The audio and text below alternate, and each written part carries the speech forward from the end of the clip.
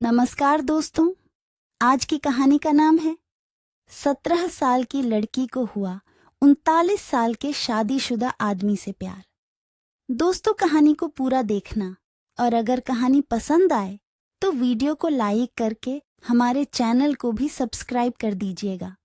तो आइए कहानी को शुरू करते हैं। एक दिन मैं खाली बैठी थी। मैंने फेसबुक पर एक अनजान आदमी को फ्रेंड रिक्वेस्ट भेज दी जो दिखने में बहुत हैंडसम था। उस आदमी ने उसी रात फेसबुक पर मेरी भेजी फ्रेंड रिक्वेस्ट एक्सेप्ट कर ली। तुम्हें पता है कि तुम इस साड़ी में कितनी खूबसूरत लग रही हो, उसने मैसेज किया। थैंक्स, मुझे भी तुम्हारी डीपी अच्छी लगी। इसी तरह हमने बातें करनी शुरू कर दी।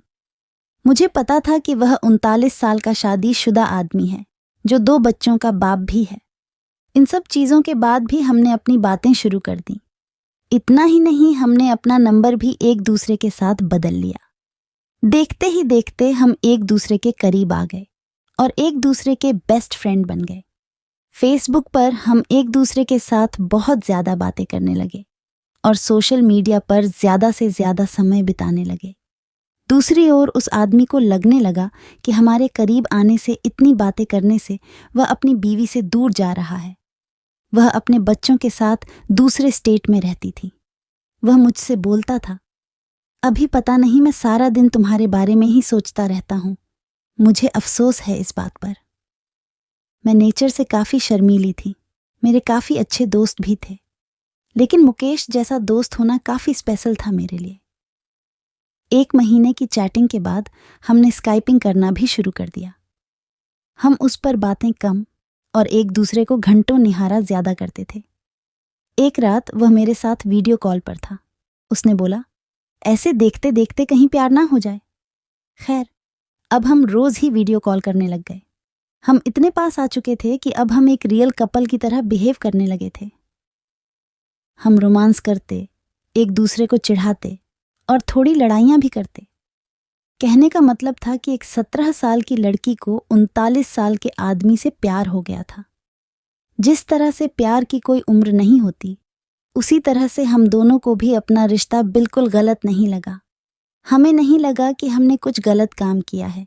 इसी दौरान उसकी बीवी और बच्चे उससे मिलने आए, पर वह फिर भी मुझसे बातें किया करता था। यहाँ तक कि वह अपनी बीवी के सामने भी मेरी कॉल उठा लेता था। उसी दौरान उसकी बीवी उस पर शक करने लगी, क्योंकि अब वह पहले जैसा बिल्कुल भी नहीं रहा। एक रात की बात थी जब वे दोनों बेड पर रोमांस के लिए गए। तभी मुकेश के फ़ोन पर मैंने मैसेज और अपनी फ़ोटो भेजी। उनकी वाइफ ने उनका फ़ोन जैसे ही खोला, मेरी फ़ोटो उन्हें दिखी। उसकी वाइफ ने कोई रिएक्शन ही नहीं दिया, बस मुकेश को ज़ोर का थप्पड़ मारा और रोने लगी। 3 दिनों के बाद वह घर छोड़कर चली गई। मुझे उसकी वाइफ के लिए काफ़ी बुरा लगा, इसलिए मैंने उससे कई दिनों तक बातचीत बंद कर दी। उसकी वाइफ के जाने के बाद हम फिर से मिले और हमने लॉन्ग ड्राइव पर जाने का प्लान बनाया। उसी शाम उसने मुझे प्रपोज किया। मुझे सिर्फ तुम ही चाहिए और कुछ नहीं। अपनी जवानी में मैं काफ़ी सारी लड़कियों से मिला, पर तुम ही एक ऐसी लड़की हो जिसने मेरा दिल चुराया है। वहाँ कुछ देर के लिए शांति छा गई। फिर उसने मुझे आई लव यू बोला। उसकी आंखों में आंसू थे। हम एक दूसरे को किस करना चाहते थे, गले लगना चाहते थे। दूसरे दिन मुझे एक मैसेज मिला जिसमें उसने लिखा था, हे डार्लिंग, आई लव यू, लेकिन मेरा परिवार भी है, मेरी कुछ ड्यूटीज़ भी हैं। ये मेरा तुमको आखिरी मैसेज है। मुझे प्लीज़ कॉल या मैसेज मत करना, मैं तुम्हें ब्लैक कर रहा हूँ। मुझे ऐसा लगा कि मानो मैं शादी के बाद विधवा बन गई हूँ। मैं बुरी तरह से टूट चुकी थी, मानो जैसे मेरी पूरी दुनिया ही उजड़ गई। मेरा पहला ही प्यार था, और वो भी कुछ दिनों के लिए। दोस्तों, कहानी कैसी लगी कृपया हमें कमेंट बॉक्स में अवश्य बताएं। वीडियो देखने के लिए धन्यवाद।